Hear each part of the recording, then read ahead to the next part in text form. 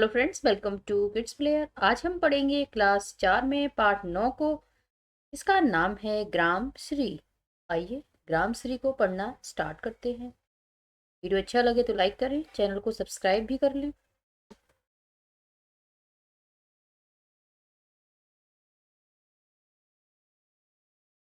फैली खेतों में दूर तलक मखमल सी कोमल हरियाली। फैली खेतों में दूर तलक मखमल सी कोमल हरियाली, लिपटी जिसमें रवि की किरणें चांदी की सी उजली जाली। लिपटी जिससे रवि की किरणें चांदी की सी उजली जाली। अब रजत स्वर्ण मंजरियों से लद गई आम्र की तरु की डाली। अब रजत स्वर्ण मंजरियों से लद गई आम्र तरु की डाली। झर रहे हैं ढाक पीपल के दल, हो उठी कोकिला मतवाली। झर रहे हैं ढाक पीपल के दल, हो उठी कोकिला मतवाली। महके कटहल मुकुलित जामुन, जंगल में झरबेर झूली। फूले आड़ू नींबू दाड़िम, आलू गोभी बैगन मूली। फूले आड़ू नींबू दाड़िम, आलू गोभी बैगन मूली। पीले मीठे अमरूदों में अब लाल लाल चित्तियां पड़ी। पक गए सुनहले मधुर बेर, अवली सी तरु की डाल झड़ी। पक गए सुनहले मधुर बेर, अवली से तरु की डाल झड़ी जड़ी। लह लह पालक महमै धनिया, लौकी ओ सैम फली फैली। लह लह पालक महमै धनिया, लौकी ओ सैम फली फैली। मखमली टमाटर हुए लाल, मिर्चों की बड़ी हरी थैली। मखमली टमाटर हुए लाल, मिर्चों की बड़ी हरी थैली। तो ये कविता लिखी है सुमित्रा नंदन पंत ने। थोड़ा सा इनके बारे में पढ़ लेते हैं। उत्तराखंड राज्य के कौसानी यानी अल्मोड़ा में जन्मे सुमित्रा नंदन पंत को प्रकृति का सुकुमार कवि कहा जाता है। इनकी रचनाओं में प्रकृति के विभिन्न रूपों का मनोरम वर्णन हुआ है। लोकायतन, ग्राम्या, चिदंबरा, ग्रंथि, पल्लव आदि इनकी प्रमुख रचनाएं हैं।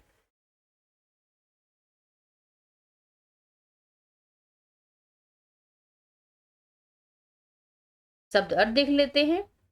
दूर तलक यानी दूर तक, आम्रतरु आम के वृक्ष, रवि सूर्य, अबली छोटा आंवला, रजत स्वर्ण मंजरियों से, रुपहले व सुनहरे आम के बोरों से, दाड़िम अनार होता है, मुकुलित यानी अधिक खिली। अब इसका भावार्थ देख लेते हैं, क्योंकि एक कविता है, कविता का भावार्थ आपको देखना चाहिए। तो फैली डैश डैश जाली। कवि पंत जी गांव की शोभा का वर्णन करते हुए कहते हैं कि बहुत बहुत दूर तक मखमल के समान कोमल हरियाली फैली हुई है। सूर्य की किरणें उस पर ऐसे चमक रही हैं जैसे चांदी की जाली। अब रजत डैश डैश मतवाली। भावार्थ, कवि पंत जी गांव की शोभा का वर्णन करते हुए कहते हैं कि चांदी और सोने के रंग जैसे बौर से आम के पेड़ की डालियां लद गई हैं। ढाक और पीपल के पत्ते झरझर कर रहे हैं। कोयल इस मौसम में मतवाली हो उठी है। महके कटहल डैश डैश मूली। भावार्थ पढ़ेंगे। कटहल ने अपनी सुगंध फैला दी है। जामुन के फल विकसित होने लगे हैं। जंगल में झरबेरी भी हरी भरी हिलने लगी है। आड़ नींबू, आड़ू होगा नींबू, अनार, आलू, गोभी, बैगन और मूली सभी फूलने लगे हैं। पीले मीठे डैश डैश डाल जड़ी। पीले रंग के मीठे अमरूदों के फलों में अब लाल लाल चित्तियां धारियां पड़ने लगी हैं। सुनहरी रंगत वाले मीठे बेरों और आंवलों से पेड़ों की डालियां लद गई हैं। लहले पालक डैश डैश हरी थैली। पंत कवि जी गांव की शोभा का वर्णन करते हुए कहते हैं कि पालक लहलहा उठी है, धनिया भी महक उठी है, लौकी और सेम की फलियां विकसित होने लगी हैं। मखमल जैसे चिकने टमाटर लाल होने लगे हैं। मिर्ची है ये, मिर्ची के पौधों हरी मिर्ची के गुच्छों से भर गए हैं। तो भावार्थ हमने कंप्लीट कर लिया। अब हम इसके अभ्यास प्रश्न पे आ जाते हैं। तो पहला बोध प्रश्न है, उत्तर लिखिए। खेतों में कैसी हरियाली फैली है? पहले का है। उत्तर लिखेंगे, खेतों में कोमल मखमल जैसी हरियाली फैली है।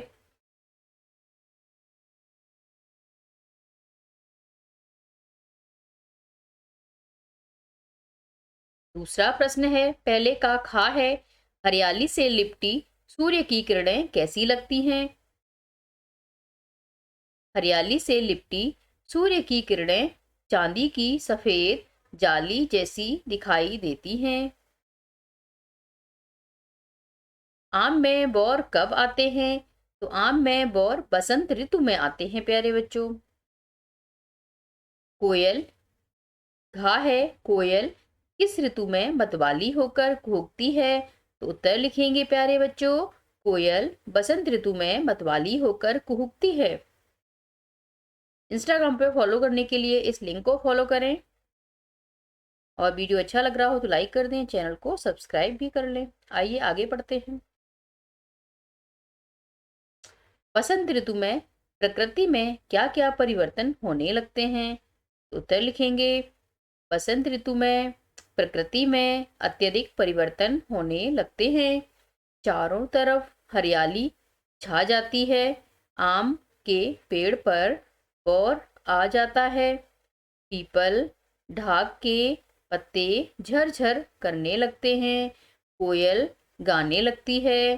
कटहल जामुन झरबेरी आड़ू नींबू अनार आलू गोभी बैगन मूली अमरूद बेर हरी मिर्च आदि हरे भरे और विकसित होने लगते हैं।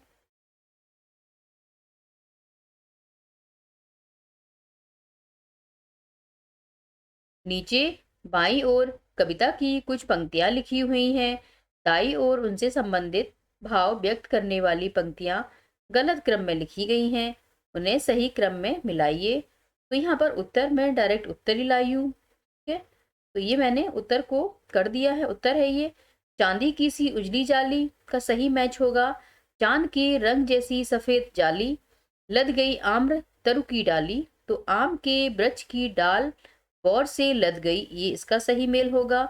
हो उठी कोकिला मतवाली, तो कोयल आनंद में मतवाली हो उठी।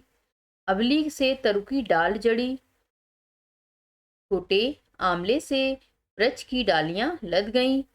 मखमल सी कोमल हरियाली, मखमल के समान कोमल हरियाली।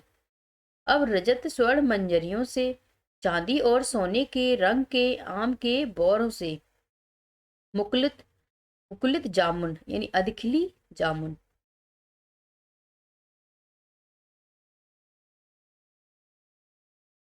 प्रश्न नंबर 3 है, भाषा के रंग। जाली तो डाली, इसी प्रकार के अन्य तुकान शब्दों को कविता में से ढूंढकर लिखिए। तो तुकान शब्द क्या होता है, सबसे पहले तो आपको पता होना चाहिए। तुकान शब्द वो होते हैं जिनकी पीछे से ध्वनि एक जैसी होती है। देखो ली, इसमें ली पीछे आया, तो इसमें डाली में भी ली पीछे आया। तो जाली डाली माली काली, तो ये सारे इसके क्या हो जाएंगे, तुकांत हो जाएंगे। वैसे ही हमें अपनी कविता में से छांट कर यहाँ लिखने हैं। तो लिख देते हैं, हरियाली का हो जाएगा जाली, पड़ी का हो जाएगा जड़ी, डाली का हो जाएगा मत वाली, फैली का हो जाएगा थैली, मूली का हो जाएगा मूली। आपकी कलम से किस ऋतु में क्या मिलता है ये देखते हैं। तो ग्रीष्म ऋतु में फल हमें आम मिलता है। वर्षा ऋतु में फल हमें कटहल मिलता है। शीत ऋतु में फल हमें अमरूद मिलता है। ठीक है, और ग्रीष्म ऋतु में अगर सब्जी की बात करें तो परवल, वर्षा ऋतु में सब्जी की बात करें तो लौकी, शीत ऋतु में सब्जी की बात करें तो गोभी मिलती है। ठीक है, इस तरह इसको भर लेंगे किताब में। खा है चौथे का, इनमें से जो भी फल और सब्जी आपको अच्छी लगती है उस पर छोटी सी कविता लिखिए। यह भी लिखिए कि ये फल और सब्जी आपको क्यों अच्छी लगती है। तो प्यारे बच्चों, इससे पहले क्लास 2 में आपने वो वाली कद्दू जी की चली बारात, हुई बतासों की बरसात, बैगन की गाड़ी के ऊपर बैठे कद्दू राजा। ठीक है, तो ये वाली पोयम यहाँ पे काम आ सकती है। उसको आप थोड़ा सा यानी एक पैराग्राफ उसका लिख सकते हैं यहाँ पर, और फिर आपको लिखना है कि ये फल और सब्जी आपको क्यों अच्छी लगती है। तो मैं आपको हेल्प कर सकती हूँ। क्यों, आपको जो भी सब्जी पसंद हो, जैसे भिंडी, अगर भिंडी पसंद है, तोरई, गाजर, जो भी सब्जी आपको पसंद है या अच्छी लगती है उसके बारे में आप अच्छा लिख सकते हैं। और क्यों अच्छी लगती है, क्योंकि आपको उसका स्वाद अच्छा लगता है, उसका टेस्ट अच्छा लगता है। ठीक है, ये चीज आप उसमें मेंशन कर सकते हैं। चलो आगे पढ़ेंगे। अब करने की बारी। 5वां प्रश्न है, जब हम बहुत सी चीजों को याद रखना चाहते हैं तो उनकी एक सूची बनाते हैं। नीचे दी गई सूचियों को पढ़िए। होली की सूची, तो रंग, गुलाल, पिचकारी, रंग बिरंगी टोपी, गुब्बारे, नए कपड़े, गुजिया, हलवा, मिठाइयाँ, मुखौटे। ठीक है, तो नए शब्द जो इस सप्ताह मैंने सीखे: उपकार, प्रकार, दिशा निर्देश, अविरल, प्रवाह, सुगति। ठीक है, इसी तरह आपको अब आप अपनी भी सूची बनाइए। जो चीजें आपको बाजार से खरीदनी है, अगले रविवार को जो काम आपको करने हैं। तो प्यारे बच्चों, अगर आप मार्केट जा रहे हैं होली पर, तो आप यहाँ पर अपनी सूची यहाँ पर लिख सकते हैं कि आपको बाजार से क्या क्या खरीदना है। और अगले आने वाले रविवार को जो काम आपको करने हैं वो आप यहाँ पर खुद से लिखेंगे, क्योंकि यहाँ पे आपको स्वयं का अनुभव लिखना है, इसलिए ये उत्तर आपको खुद से लिखने होंगे। अब आप क्लास 4 में पढ़ते हैं, अब आप छोटे बच्चे नहीं हैं, अब आप बड़े बच्चे हैं, तो आपको ये आंसर खुद से सोचकर लिखने होंगे। मेरे 2 प्रश्न, इस कविता के आधार पर 2 सवाल बनाइए। बेसिकली ये आंसर्स भी आपको खुद ही लिखने हैं, बट मैं यहाँ पे थोड़ी सी आपकी सहायता कर सकती हूँ, और मैं यहाँ पर 2 सवाल बनाती हूँ। तो पहला सवाल बनाएंगे, शीत ऋतु किस ऋतु के बाद आती है। ठीक है, पहला सवाल हमारा हो जाएगा। दूसरा है, बसंत ऋतु में और कौन कौन सी सब्जियां उगाई जाती हैं। ठीक है, तो ये 2 सवाल हमने बनाए प्यारे बच्चों। ठीक है, आपके सवाल इससे अलग भी हो सकते हैं, आप अपने दिमाग का इस्तेमाल करेंगे और सवाल बनाएंगे। अब प्रश्न नंबर 7 है, इस कविता से मैंने सीखा, मैं करूंगी या मैं करूंगा। ठीक है, तो ये भी आपको अपना खुद का अनुभव लिखना है कि आपने इस कविता से क्या सीखा, बट मैं यहाँ पे आपकी सहायता करूंगी, और मैं जो मैंने सीखा वो मैं यहाँ लिख रही हूँ। तो मैंने ऋतुओं के बारे में सीखा। ठीक है, आप कुछ और भी लिख सकते हैं, सब्जियों के बारे में लिख सकते हैं। ठीक है, तो मैं करूंगी या मैं करूंगा। ठीक है, तो मैं भी अगली बार होली आने से पहले उसके सामान की सूची बनाऊंगी या बनाऊंगा। ठीक है, तो इस तरह हम इसको कर सकते हैं प्यारे बच्चों। और वीडियो यहीं पर एंड होता है, खत्म होता है। वीडियो अगर पसंद आया हो और मेरे पढ़ाने का तरीका आपको पसंद आया हो तो इसे लाइक करें और चैनल को सब्सक्राइब भी कर लें। बाय बाय दोस्तों।